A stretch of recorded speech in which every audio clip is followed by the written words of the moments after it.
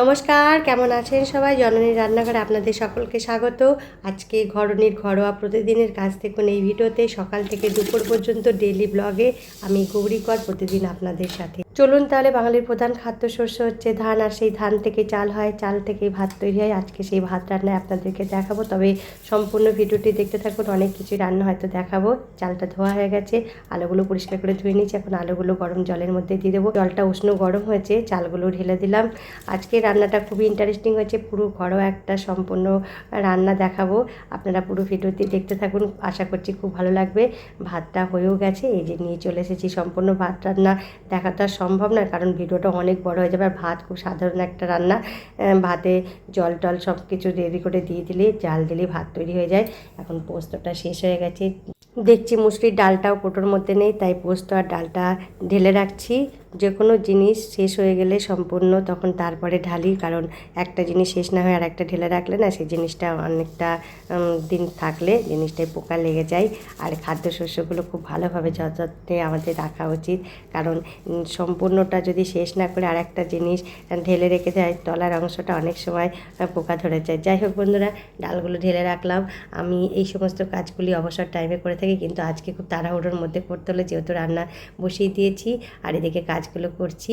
এখন সুন্দর করে শিশিগুলি গুছিয়ে রাখছি, একটার পর একটা। এই যে ডালগুলো রাখা হয়ে গেছে, মুড়ির কৌটোটার পাশে বিস্কুটটা রেখে দিলাম। যাই হোক, ঘর গোছানো থাকলে দেখতেও ভালো লাগে। সবজিগুলো এখন পরিষ্কার করে জলে ধুয়ে কেটে নেব, আগে কেটে নেব তারপরে জলে ধোবো। এখন সবজিগুলো নিয়ে এসেছি। আজকে যে রান্নাটা হচ্ছে সম্পূর্ণ ঘরোয়া একটা রান্না, ভীষণ ভীষণ সুন্দর। আর এই রান্নাটা আমার খেতে খুব ভালো লাগে। এই যে রান্না সাজগোজ হয়ে গেছে, অর্থাৎ সবজিগুলো সব কাটা হয়ে গেছে। এখন পরিষ্কার করে জল দিয়ে প্রত্যেকটা ধুয়ে নেব। খুব সুন্দর করে কাটা হয়ে গেছে, সম্পূর্ণটাই আমি কেটেছি। সবজিও কিন্তু কাটতে হয় স্টাইলে, এক একটা সবজি কাটতে হয় এক একটা তরকারি অনুযায়ী। এই যে পোনা মাছ নিয়ে হয়েছে, আজকের পোনা মাছটা খুব সুন্দর করে ঝাল চচ্চড়ির মতো রান্না করব। তবে চচ্চড়ি করব না, সামান্য মাখামাখিতে তরকারি করব। তার আগে পরিষ্কার করে মাছগুলি জলে ধুয়ে নিয়েছি, সামান্য একটু লবণ হলুদ মিশিয়ে রেখে দেবো।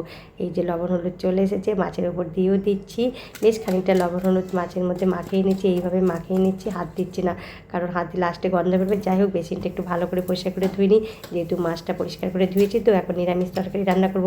তার আগে বেসিনটা পরিষ্কার করে নিই। এই বেসিনের মধ্যেই কিন্তু নিরামিষ সবজিগুলি কাটা আছে, ওগুলি পরিষ্কার করে ধুয়ে নেবো। আলু ভাজার জন্য আলুটা ভালো করে ধুয়ে নিলাম, সমস্ত সবজিগুলি ভালো করে পরিষ্কার করে জলে ধুয়ে নিচ্ছি। এখন একটা কুটো করে রান্না করে গ্যাসটা জ্বালিয়ে নিলাম। চলুন তাহলে রান্নাটা দেখতে থাকুন। কড়াইটা গরম করতে দিয়েছি, খানিকটা তেল দিয়ে দিলাম। আলু ভাজাগুলো আগে করে নিচ্ছি। আলু ভাজার সঙ্গে না সামান্য একটু কালো জিরে মিশিয়ে দিলাম। আর লাস্টে কী দেবো দেখুন, এটাই দেখার আছে। লবণ হলুদ মিশিয়ে ভালোভাবে একটু ভেজে নিচ্ছি। হালকা হালকা দিয়ে ভাজা ভাজা হয়ে যাবে, দেবো পোস্ত ছিটিয়ে। এই পোস্ত ছিটিয়ে দিয়ে আলু ভাজা খেতে ভীষণ ভীষণ ভালো লাগে। আপনারা যদি কখনো করেন এইভাবে, দেখেন একদিন, খেতে খুব টেস্টি হয়, বারবার খেতে ইচ্ছা করবে। যাই হোক, আলু ভাজা করলে এইরকমই বেশিটা করি আমি, আর আমার ভীষণ ভালো লাগে। বাচ্চাগুলো কিন্তু খুব ভালোবাসে এই আলু ভাজাটা খেতে। এখন আলু ভাজাটা হয়ে গেছে, এই যে কিছুটা মুড়ি ভেজে নেব। আমি বলেছি না আপনাদের যে রান্না করার সময় আমি কিছুটা চা করি, বিশেষ করে লিকার চা করি, কিন্তু আজকে চাটা দুধ চা করছি। সামান্য একটু হালকা মুড়ি মানে তেলে গরম করে নিলাম। কড়াইয়ে এই মুড়িটা ভাজলে খেতে খুব ভালো লাগে। এইদিকে উনানটা জ্বালিয়ে দিলাম, চা বসিয়ে দিলাম। একটু চা মুড়ি খেয়ে রান্না বসিয়ে দেবো। আজকে সকালের জলখাবার চা আর মুড়ি।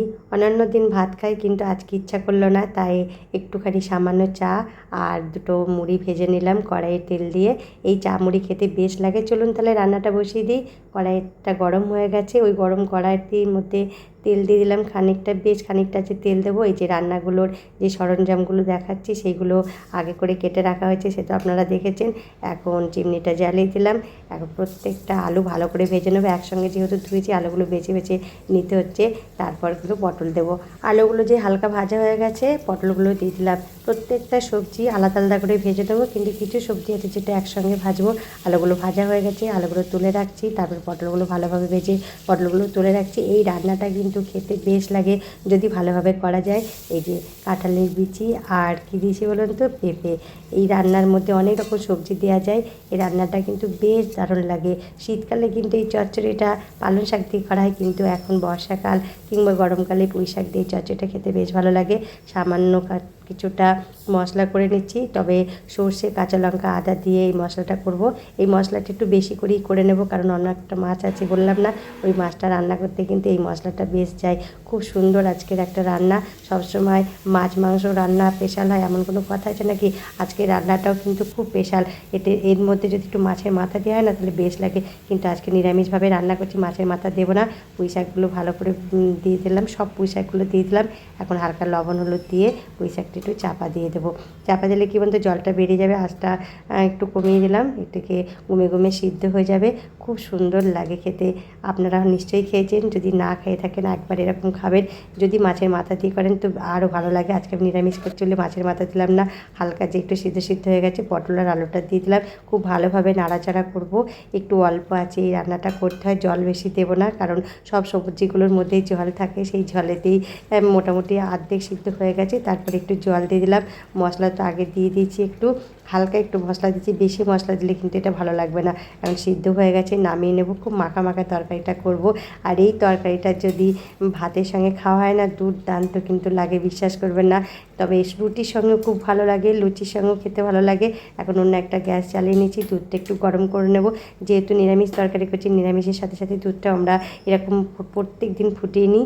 যাই হোক তরকারিটা হয়ে গেছে, সামান্য একটু চিনি দিয়ে তরকারিটা নামিয়ে নিচ্ছি। দেখুন কি সুন্দর রঙটা এসেছে না? একটু তরকারি মানে খেয়ে দেখবো কেমন হয়েছে। এরকম চচ্চড়ি করলে একটু বাটিতে নিয়ে খাই, খুব ভালো লাগে। এই স্বভাবটা কিন্তু ছোটোবেলা থেকেই আছে। এই যে তরকারিটা ঢেলে রাখা হচ্ছে, কি দুর্দান্ত তরকারিটা, গন্ধ বেরোচ্ছে না কি বলবো। কাঁঠালের বিচি দিয়ে এই তরকারিটা হেভি লাগে। এই সিজনের এই সবজিটা সব থেকে বেশি খেতে ভালো লাগে কেন বলো তো? কারণ কাঁঠালের বিচি বানানোর সবজি পরে, দুধটাও কিন্তু ফুটে গেছে। দুধ কিন্তু এমনই একটা জিনিস, যখন কাছে দাঁড়িয়ে থাকে ফোটে না, যখন এদিক ওদিক যায় তখনই ফুটে যায়। যাই হোক দুধ ফোটা দেখতে ভীষণ ভালো লাগে, তবে পড়ে গেলে 12টা বেজে যাবে। গ্যাসটা পরিষ্কার করতে গিয়ে তখন এত বিরক্ত লাগে কি বলবো। এদিকে কড়াইটা গরম হয়ে গেছে, পরিষ্কার করে কড়াইটা ধুয়ে নিয়েছি। আর মাছগুলো ভালো করে ভেজে নেব। কড়াইয়ের তেলটা ভালোভাবে নাড়িয়ে নিলাম চারিদিকে। এই যে মাছ, এই পোনা মাছগুলো কিন্তু খেতে হেভি লাগে, ছোটো সাইজের মাছ, এগুলো খুব জ্যান্ত মাছ। আমি জ্যান্ত মাছ খেতে ভীষণ ভালোবাসি। আর এই সমস্ত মাছগুলো কিন্তু শরীরের পক্ষে খুবই উপকারী। কি সুন্দর ভাজছি দেখুন তো। এমন করে আমি মাছ ভাজি না, সত্যি কোনো অংশে আমি কাঁচা রাখি না। আপনারা তো সে তো আগেও অনেক ভিডিওতে দেখেছেন, ভালোভাবে মাছ না ভাজা হলে না ভালো খাওয়া যায় না। তবে আমি যতটা পারি অল্প তেলে রান্নার চেষ্টা করি। এখন মাছগুলো ভাজা হয়ে গেছে।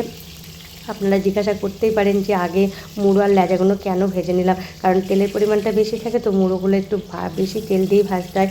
মাছগুলো কিন্তু অল্প নাড়াচাড়া করে কিন্তু অল্প তেলেও ভাজা যায়, মুড়োটা কিন্তু সাধারণত হয় না। তার জন্য আমি মুড়োগুলো আগে ভেজে নিই। বড়ো মাছের ক্ষেত্রেও তাই, আগে মাছের মাথাটা ভেজে নিই, তারপরে মাছ ভাজি। মধ্যের মাছগুলো মানে গাদার মাছগুলো, এই যে মাছগুলো ভালোভাবে ভাজা হয়েছে। ছোটো মাছগুলো খেতে কিন্তু দুর্দান্ত লাগে, আমি এই সমস্ত মাছ খুব ভালোবাসি।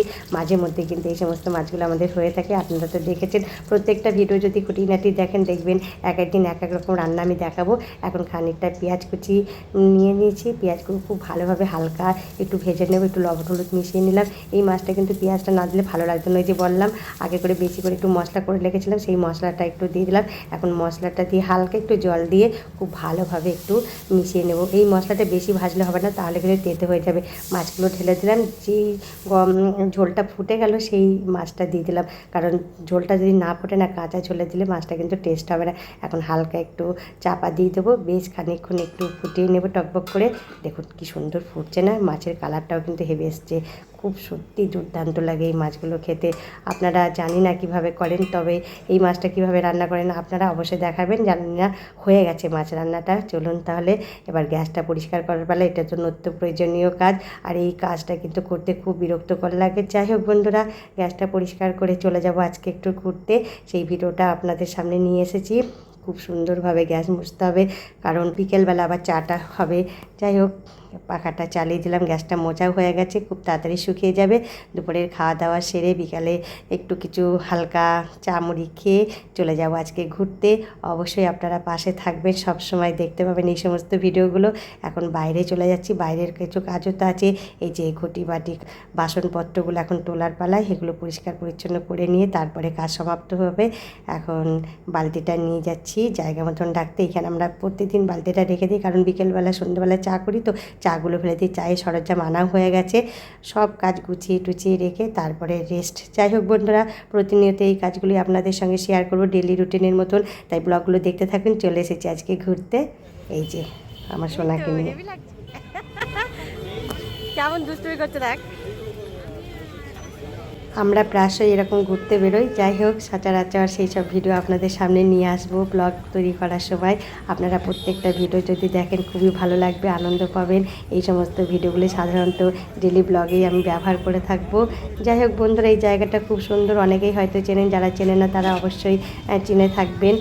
আমি বলে দিচ্ছি, এই জায়গাটা হচ্ছে শ্রী চৈতন্য ব্রিজ, আমাদের নবদ্বীপ ধাম। কি সুন্দর জায়গাটা, মাঝে মধ্যে আমরা যেখানে সেখানে চলে যাই ঘুরতে। এই বাচ্চাগুলোকে নিয়ে খুব ভালো লাগে। চার দেয়ালের মাঝখানে যদি আপনি কখনো এক সময় ঘুরতে বেরোন তখন কিন্তু মন ভীষণ ভালো লাগে, আর এই সমস্ত জায়গাগুলি আসতে তো বেশি ভালো লাগে। যাই হোক বন্ধুরা, আজকের ভিডিওটা খুবই ভালো লাগলো নিশ্চয়ই আপনাদের। আরও পরবর্তী ভিডিওতে আপনাদের সাথে দেখা হবে। তাহলে চলুন, বাচ্চাদের খাওয়া হয়ে গেলে আমরা বাড়ির দিকে রওনা দেব। আর দেখেছেন কি সুন্দর খাচ্ছে, আমাদের ছোট্টিটা কিন্তু ভীষণ ভালোবাসে লেগ পিস খেতে। আজকে লেগ পিসই খাচ্ছে।